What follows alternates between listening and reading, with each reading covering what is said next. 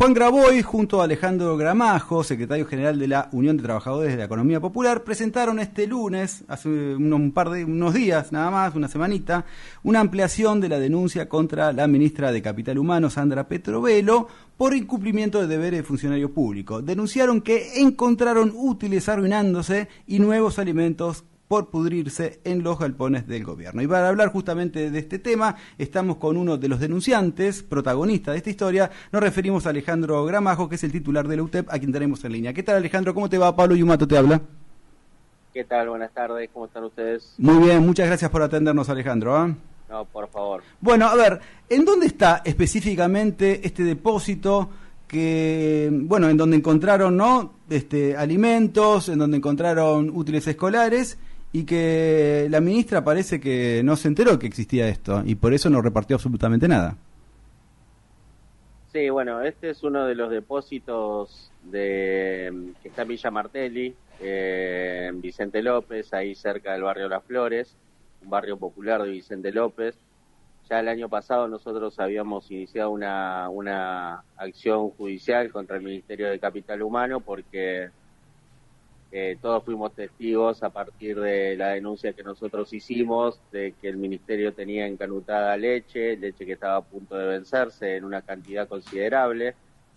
Y bueno, en los últimos días, a partir de la decisión, la bronca de vecinos, de gente que vive cerca de los galpones, accedimos a un material fílmico, a fotos en donde todos también fuimos testigos de lo que se ve, que hay guardapolvos y mochilas guardadas en el Ministerio de Capital Humano, en el galpón de Villa Martelli, y bueno, decidimos hacer la ampliación de la denuncia porque, por supuesto, a nosotros nos genera indignación, bronca, malestar, porque estamos atravesando una de las peores crisis económicas y sociales que haya vivido la Argentina. Han empezado niños, niñas las clases y todos sabemos, y nosotros por lo menos lo vivimos así, porque nos cuentan y nos transmiten familias y vecinos y vecinas y compañeros y compañeras que han tenido que decidir en algunos casos qué hijo o qué hija iba con una mochila o qué hijo y qué hija iba con llevando sus útiles escolares en una bolsita. Sí, sí. Ahora van a empezar a decidir qué hijo, qué hija come, qué no come, quién no come, quién come más, quién come menos. Es una cosa de locos esto. Eso viene sucediendo, por mira. eso para nosotros era importante hacer esta ampliación de la denuncia para que intervenga la justicia y también para que tome estado público, porque en definitiva lo que nosotros intentamos hacer es que agilicen las cosas. Yo no sé si es por ineptitud o por desprecio, me inclino más a pensar que es la combinación de las dos cosas, pero que el ministerio no actúa, que el gobierno no actúa, porque por lo menos yo tengo la visión, después de un año y pico de gobierno, de que es un gobierno que ha decidido ejecutar lo que anunció el ministro Caputo, el actual ministro Caputo, Sturzenegger, en una conferencia de prensa en los Estados Unidos, que dijo que había que empobrecer a los sectores con conflicto de interés para poder estabilizar su modelo de saqueo. Y bueno, creo que están ejecutando ese plan, por eso me inclino a pensar que hay desprecio por los pobres, por los trabajadores, por los jubilados, porque, sí, vuelvo a repetir, ha pasado un año y moneda de gobierno y yo no tengo dudas que es un gobierno absolutamente mentiroso, absolutamente manipulador, que trata de construir un relato a través de los medios de comunicación, a través de las redes sociales, que no tienen nada que ver con lo que se está viviendo en el día a día. Totalmente, totalmente. A ver, me quiero meter de lleno un poco en esto que ya lo hablamos en algún otro momento, que tiene que ver, ¿cuál es, en relación a tu percepción, en relación a qué está pasando con la gente que probablemente equivocada o por mucha bronca, por X motivos, quiso creer en este gobierno y lo votó? ¿Ustedes están empezando a notar en los barrios que se están empezando a dar cuenta que la verdad que le pifiaron con el voto? ¿O crees que todavía sigue esta cosa de vamos a darle tiempo, vamos a ver qué pasa, bla, bla, bla, bla? No, a ver, yo creo que lo vengo diciendo hace tiempo también. Yo no creo en las encuestas, no creo en lo que tratan de instalar algunos encuestadores y el mismo gobierno sobre la percepción de la sociedad, o por lo menos una parte importante de la sociedad que los acompañó el proceso electoral del 2023 por diferentes motivos, ¿no? Ya sea por enojo, por bronca, por malestar, por insatisfacción, por las promesas incumplidas de los diferentes gobiernos de los últimos años, por los diferentes motivos. Yo vengo percibiendo desde por lo menos los primeros meses del año pasado de que eso empezó a revertirse, y me parece que con lo que pasó con las criptoestafas, exacto, creo que fue el elemento más importante que tomó visibilidad para efectivamente la gente darse cuenta de que es un gobierno que es mentiroso, ¿no? Porque todos fuimos testigos de toda la maniobra de estafa que hizo el gobierno, todos fuimos testigos cómo intentó manipular, o manipuló, o tenía acordado, no lo sé, con el periodista Jonathan Viale una entrevista para decir determinadas cosas, haciéndole creer a la gente como si la gente fuera estúpida, tonta, tratando de manipular a través de la comunicación. Bueno, yo creo que con cada una de las cosas que hemos demostrado, incluso nosotros, porque también, por ejemplo, con el tema alimentario trataron de construir un relato, primero porque tenían la decisión de financiar las políticas alimentarias y las políticas vinculadas a los barrios populares, de que el gobierno mentía, y cuando hicimos la denuncia quedó al descubierto que mentía. Ahora nuevamente, cuando nosotros fuimos a reclamar para que establezcan un bono educativo para que las familias puedan comprar una canasta escolar, vuelve a suceder lo mismo. Nos encontramos que tenían encarutados los galpones de Martelli, mochilas y guardapolvos que deberían estar destinados a la familia. Bueno, creo que el gobierno se le fue cayendo la careta, que se le va derrumbando el relato, creo que se le dio vuelta el reloj de arena, y no cabe la menor duda de que la desesperación que tienen con intentar construir el acuerdo con el Fondo Monetario Internacional es simplemente para ganar un poquito de tiempo y tratar de ver si en algún momento pueden salir de la crisis política, la crisis social, la crisis económica, la crisis institucional en la que está sometida el gobierno, porque bueno, han cometido una infinidad de errores, han cometido una infinidad o han hecho una infinidad de estafas, porque no han cumplido absolutamente nada de lo que han prometido en campaña. Todo lo contrario, dijeron que venían a ajustar a la casta política y han hecho todo lo contrario. Se han rodeado de la casta política, de lo peor de la casta política, y han mentido en absoluto en todo lo que dicen que hacen y que en realidad no hacen. Obvio. Hacen todo lo contrario a lo que dicen en los medios de comunicación. Por eso creo que las fuerzas sociales, políticas, sindicales, independientemente de las diferencias que podamos llegar a tener, tenemos que impedir que se estabilice el acuerdo con el Fondo Monetario Internacional, que va a ser un acuerdo no solamente que va a servir para que Caputo, que ya cuando hizo el gobierno, cuando hizo el primer acuerdo cuando era ministro de Macri, que se fugaron casi 46.000 millones de dólares, que no fue a la obra pública, que no fue a alimento, que no fue a generar puestos de trabajo, sino que fue para la bicicleta financiera. Sabemos que va a suceder absolutamente lo mismo, pero yo creo que lo peor que va a suceder es que el condicionamiento que va a poner el Fondo Monetario Internacional va a desarrollar una pérdida de soberanía casi absoluta y quizás irreversible. Entonces creo que tenemos que construir mayoría parlamentaria y tenemos que construir mayoría social en las calles para...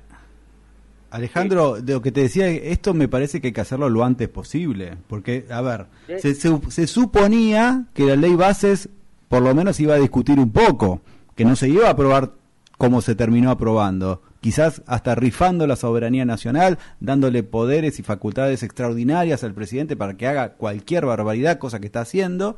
Bueno, pensábamos que no se iba a gobernar por decreto en la Argentina, y se sigue gobernando por decreto, y el Congreso no hace nada. Digo, vamos a tener que presionar a los legisladores para que no le terminen aprobando este decreto este decreto para terminar recibiendo este aporte nuevo. Se habla de 20.000 millones de dólares.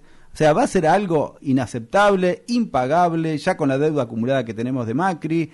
Digo, la verdad, nos convertimos en otro país, va a ser una colonia absoluta esto. O sea, ¿se entiende esto que está pasando? O sea, ¿son conscientes muchos de los que están hoy por hoy en la oposición de que se nos está rifando el país?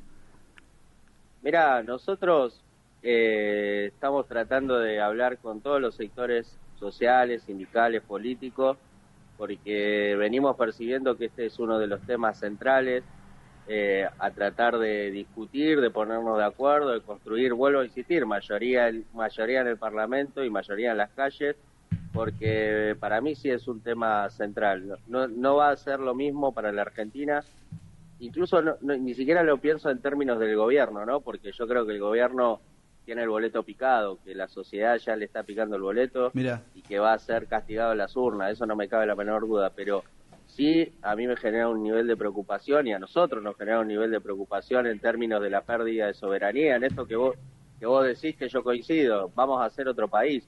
La Argentina va a ser un país absolutamente sometido a las definiciones del Fondo Monetario Internacional y vamos a condenar a generaciones y generaciones y generaciones a ese nivel de sometimiento y pérdida de soberanía. Por eso creo que es uno de los temas centrales para construir mayoría. Entonces, nosotros desde nuestro humilde lugar estamos tratando de hablar con todos los sectores del sindicalismo, de los movimientos populares, del movimiento de derechos humanos, agrupaciones estudiantiles, agrupaciones del feminismo, con sectores políticos que tienen representación en las cámaras para tratar de desde nuestro lugar hacer la presión necesaria, discutiendo, pensando y poniendo el lugar en el lugar correcto, que es la defensa de nuestro país. Tenemos poco tiempo, pero quiero a ver qué me podés contar de esto. Necesitamos que Axel, que Cristina y que Máximo,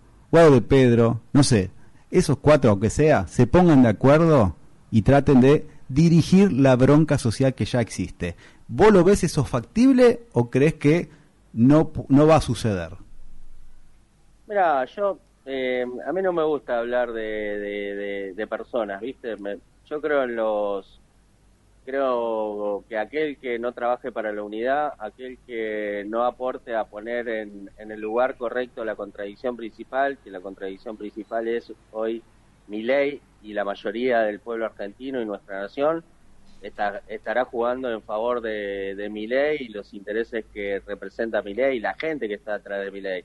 Entonces yo creo que tiene que haber responsabilidad, madurez de todo el arco. Sí, político, sí, está claro eso. Sindical, social, sea el nombre que sea, digamos, ¿no?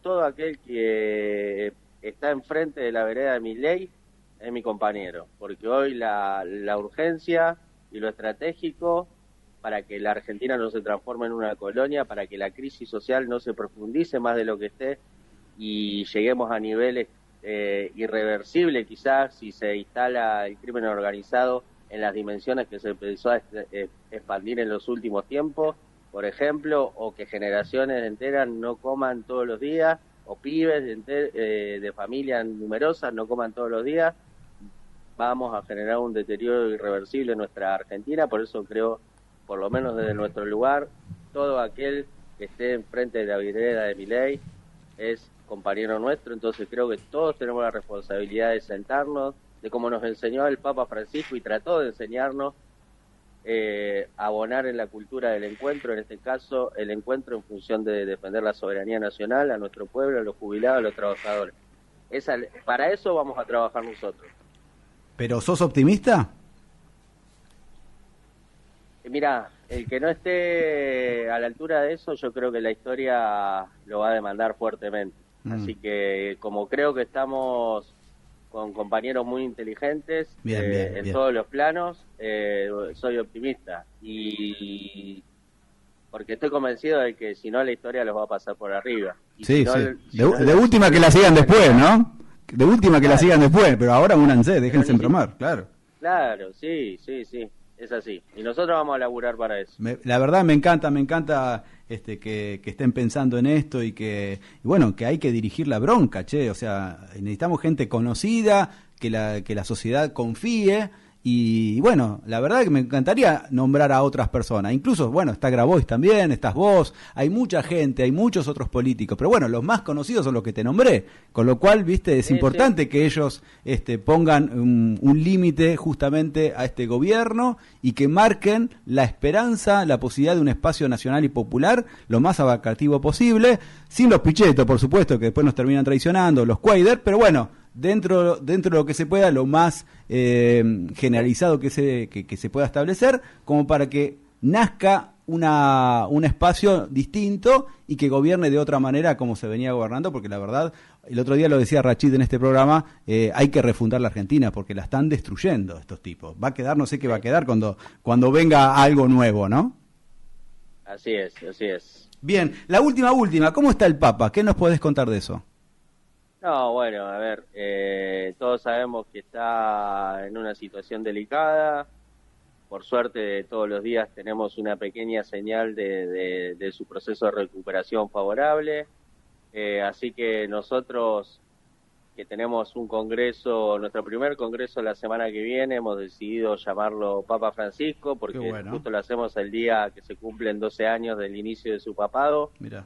Y para nosotros, que somos agradecidos, que tenemos gratitud absoluta por todo lo que ha hecho el Papa Francisco, queremos reafirmar ese día que vamos a ser voceros, que nos vamos a apropiar de sus ideas y que vamos a tratar de ser multiplicadores de las ideas de Francisco, que ha sido el líder a nivel mundial que ha puesto la contradicción en el lugar correcto, porque este sistema injusto, las nuevas formas que ha adoptado el capitalismo salvaje, ha generado niveles de exclusión, de marginalidad, de pobreza, y el Papa ha puesto la contradicción en el lugar correcto, y para nosotros defender sus ideas, apropiarnos de sus ideas, es la tarea principal, una de las tareas principales que vamos a adoptar, porque sin duda son las ideas más revolucionarias que se han construido. Aquellos que venimos del peronismo, por lo menos yo que me considero peronista, me asumo peronista, creo que es la actualización doctrinaria de estos tiempos a la hora de pensar cómo construir justicia social. Entonces, nosotros lo asumimos así, por eso en nuestro congreso se va a llamar Papa Francisco, y lo hacemos el día que se cumplen 12 años de su papado, y vamos a seguir también tirándole buena onda a aquellos que crean en la religión, que recen por él. Obvio. Y el que no y el que no cree en nada, que rece también. ¿Qué tanto lío? Que rece también y que le mande buena onda, porque la verdad que el Papa ha hecho mucho por los humildes y por los trabajadores y por el pueblo más olvidado. Y no puedo dejar de recordar que el actual presidente de la Nación, en campaña electoral, llegó a decir que el Papa era el representante del maligno en la tierra. Algo increíble, inaudito. Que eso es una cosa. Y lo votaron, y hoy es el presidente de la Nación. Impresionante. Ale, te agradezco infinitamente esta conversación, No, por favor, gracias a ustedes. Un abrazo grande y mucha fuerza. Dale, igualmente, abrazo grande, muy amable.